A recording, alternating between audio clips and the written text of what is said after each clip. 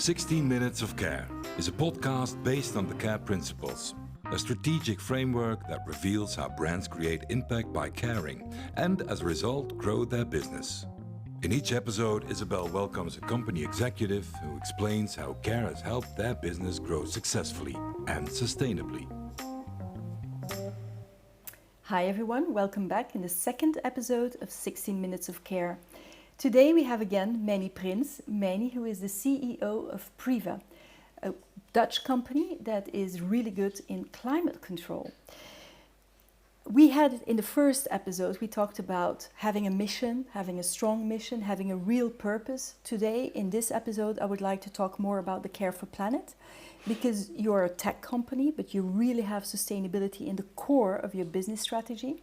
Now, not many tech companies have sustainable as a core in their strategy. Why did you do it at Priva, and does it pay off to focus on sustainability? For sure.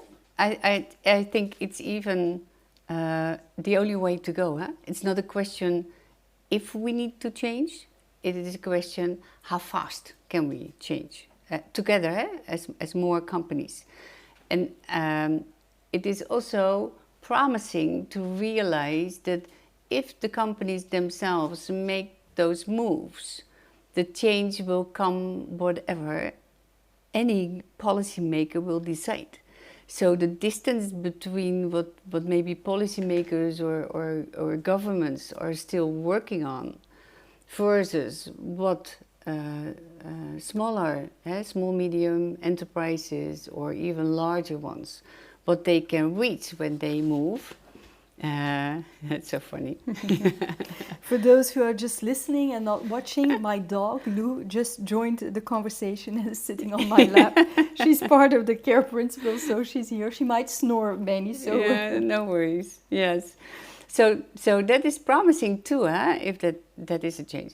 For Priva, it is in our core, because with the controls, so with the automation, we can at the end help our growers to increase their yield, so to have a better profit at the end of the year using less natural resources.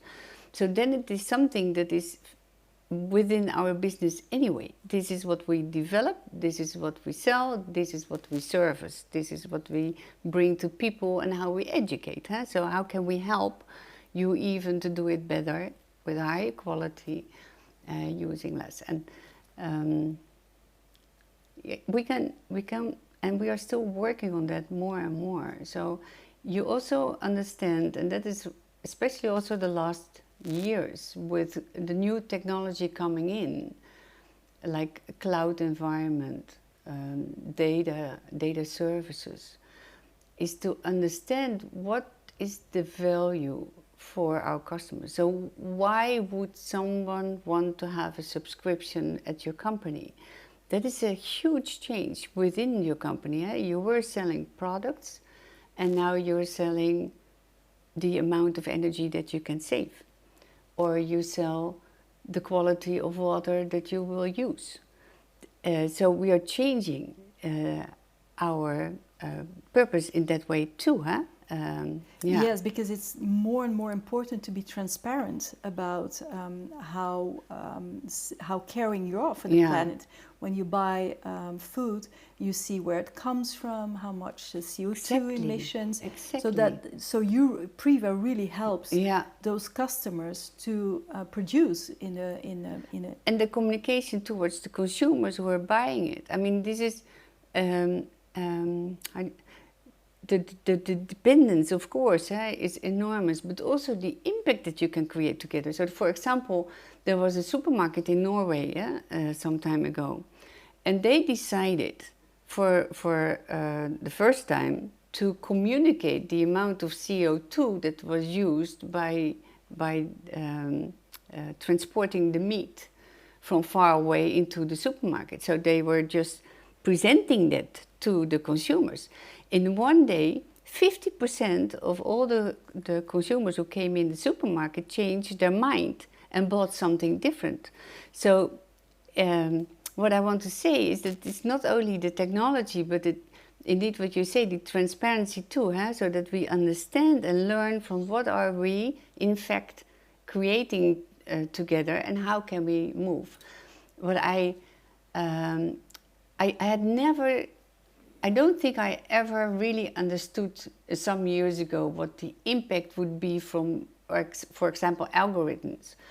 But we have now today also, we developed an algorithm, and if you learn that with an algorithm just being more smart in controlling a building, that the amount of savings on that can be like 30 to 40% on energy. If you do the math, what that means for countries, if everyone would be connected to the cloud and just have this subscription as a small algorithm, so you're not talking about huge investments, you're not talking about enormous infrastructures that need to be strengthened because we cannot all deliver it back to the grid anymore. So you start to realize, yeah, but it's not about delivering back to a central grid. Why not to my neighbor?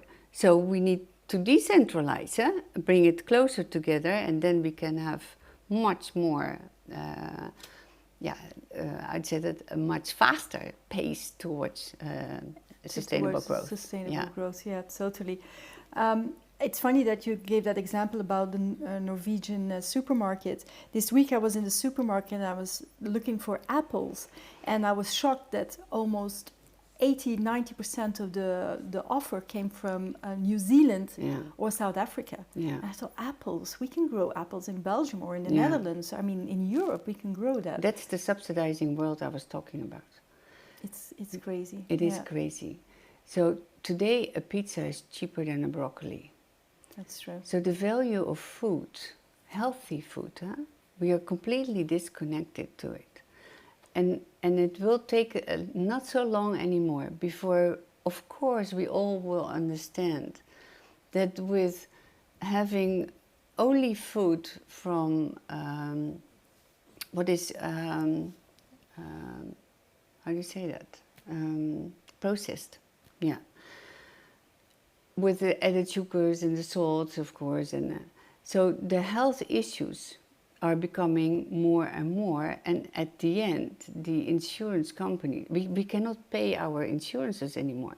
In the United States, the amount of people that has obese is costing the government $1 billion a day. Wow. 365 billion a year. That is enormous. So at the end, I mean, you will touch the wall, so this needs to change. We need to change something. Yes, it's also about drought. At this moment, a topic in the newspapers too. So we all connect drought to climate change. But we do not yet connect drought to the amount of water being used by agriculture. And we do not connect that to the amount of agriculture that is today still for cattle feed. So if you see all those, the cornfields and the wheat fields and you know, the soy that is being imported, a lot of that is of course for cattle feed. So, but the technology brings different things. In Singapore they already have chicken meat that has been grown from out of lab. Yeah, yes. Lab grown. Yeah, lab grown chicken meat. Yeah. And so that is what I said about that is interesting of today. And it will be a mixture of everything, but it has to be more in a balance, and that is it. Yes, and I think there's more and more evidence. Even the United Nations Food and Agricultural Organizations said that if we continue to degrade the soil at the current rate, with monocrops and toxic herbicides, we have only 60 harvests left, they say. Which is pretty devastating, because the way we grow food in such a monocrop and a multinational way is what rules the world. What you do and your clients that are in horticulture and in greenhouses, do you really believe that's the future of agriculture? Oh yeah, for sure. Yes, it started in the Netherlands too.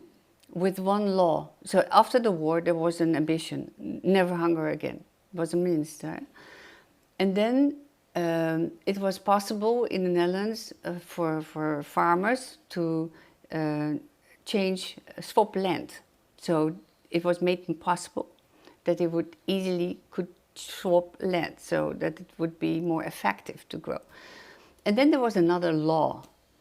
And the law said, and it was only in the 80s, that the farmers were prohibited to use methyl bromide. And methyl bromide was used to disinfect the soil, so there were no diseases in the crop. But it was very poisonous. So when that was prohibited, the growers went out of the soil into the gutters, and then the irrigation started, so to recycle and reuse the water up to 90%, and 90%. And then they closed it. So there was a closed environment, and then the bumblebees came in, and the little wasps came in, and it was pesticide-free. So this innovation, and it was only happening, I mean, from the 80s up to now. If you see where it's today and what we learned about how to grow food sustainable, everything that you grow outside needs pesticides because there are the insects. Everything that you can grow inside. You can control it, and it's not necessary. What is holding back the big multinationals to start doing that? It is difficult when you talk about, then it's about that's touching the value of food. So when you talk about tomatoes or the big five, we call them, the aubergines, the courgettes, the tomatoes, and then it's different. The more tech you add, the more effective it will be, the more. So it's all about the business case, of course. Can you sell it for a certain value? What makes that you can have all this technology being invested? So how are the circumstances? If you talk about wheat or corn, that's more difficult. But even there, like in Mexico, corn is also already drip irrigated. So it will start there too, and we have to. I mean, but it's not that you can do with less there. So that is the change in diet, that we do not need this huge amounts of wheats and corn if we change the way we eat. The way we eat, totally. We've been talking now a lot about care for planet, but I also would like to, just for the end of this episode, talk about care for people. Because as you said in the beginning, in the first episode, care for people is really what is one of your concerns. You're also in buildings. You're making net zero buildings, or you help to create net zero buildings with your technology. How important is it with the energy crisis that we are facing now to have the climate control in buildings, and how important is having healthy buildings for people today? Yeah, it's also there, it's the combination between the more comfort you can create for people who are working there, combined with how much energy does that cost. It's challenging when people need air conditioning, for example, because it's just too warm to work.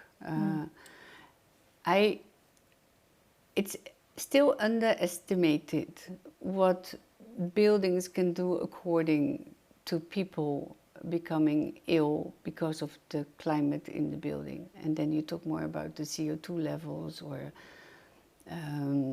the air conditioning and conditioning of the air, of course.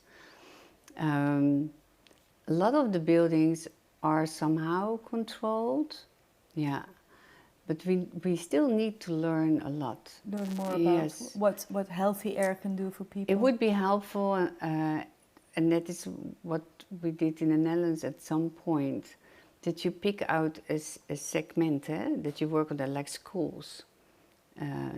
Students, they need to learn, and the amount of CO2 in classrooms mostly is way too high.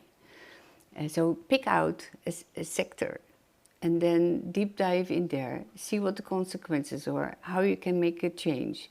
And then when you're changing anyway, then take please also the fact that you can save so much more energy when you do it differently.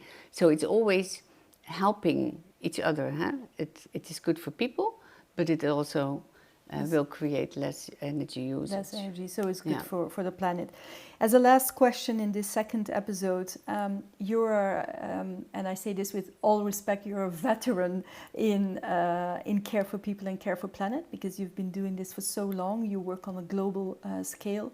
You travel around the world to talk about this subject as well.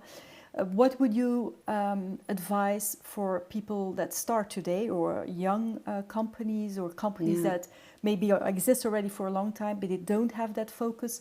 What tips can you give them how to focus more on sustainability, or how to focus more on care for people? Where can they start? It is it is very nice when you can start with your customers somehow, huh? So that connection. So that is one. Then it's really also for the people working for you, in your company. It is really inspiring when you can build together with your customer a certain reference. So to try together, how can you optimize something, and what is the impact in the environment or in the community or anything that has to touch, what is touching that, huh? And then at the end see from, oh, but we do have a leverage from there, and how can we then scale up?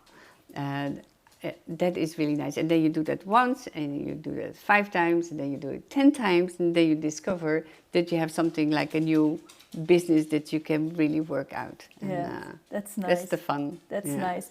You talk about collaboration because you work together with your customers. We'll dive deeper into that in the next episode. Thank you so much, Meiny. This is the second episode of 16 Minutes of Care. Like I said, we talked about care for people and care for planet. And in the third episode, we'll dive deeper into the care strategic framework, because the C stands for collaboration and the A stands for agility. And we'll talk more about that with Meiny in the next one. Thank you very much, and take care. Want to create lasting impact with your brand while feeding sustainable growth? Check out 𝗃𝗵𝗲𝗑 and see how we can help you. 16 Minutes of Care is an independent production from 𝗃𝗵𝗲 𝗣𝗿𝗶, brand strategist, founder of the Care Principles, and author of the book, Does Your Brand Care?